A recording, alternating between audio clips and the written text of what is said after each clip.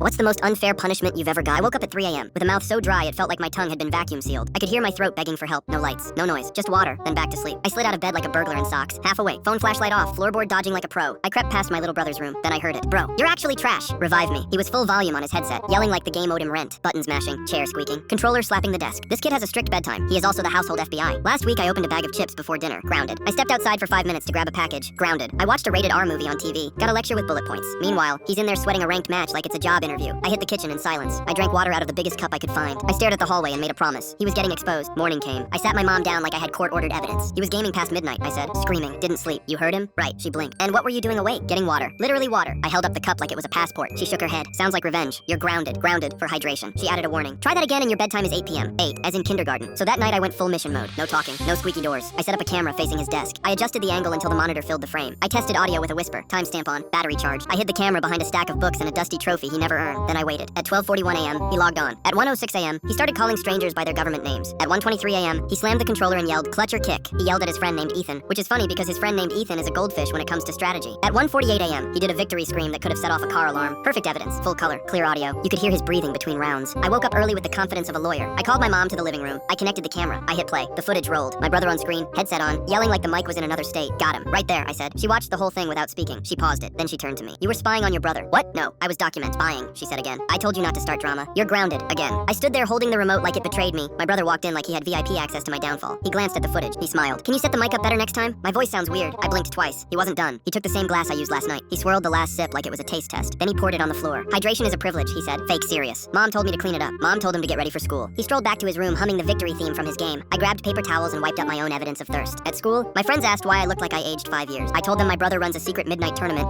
and I'm serving a sentence for being a witness. They laughed. I didn't. I had an 8 p.m. curfew looming like a storm. When I got home, he was quiet. Suspiciously quiet. I peeked in. He had a sticky note on his monitor that said, "Sleep early. Grind later." He saw me. "Don't worry," he said. "I'm sticking to bedtime now." I almost smiled. Then he added, "But if you open chips before dinner again, I'm telling." I grabbed my water. I shut my door. I set my phone alarm for 7:59 p.m. I turned off my lights and lay there like a prisoner watching the ceiling. At 8:01 p.m., my mom cracked my door to check. I was awake. I kept my eyes closed. She whispered, "Good." She left. Down the hall, I heard a faint click. A headset turning on. A party chat joining sound. A voice, low this time. Q and 10. My brother's on lockdown. I stared at the dark like it owed me an apology. I thought about justice. I thought about water. I thought about the camera I hid in the closet. Batteries charged. Useless now. He won another match that night. I learned a valuable lesson. Not a moral, just a fact. In my house, the person with the loudest headset wins. Next morning, he held up my empty cup. "Want me to refill it?" he asked. I said nothing. He smiled. Then he handed me the cup. It was already full. Ice cold. Then he took it back. And he dumped it on the floor.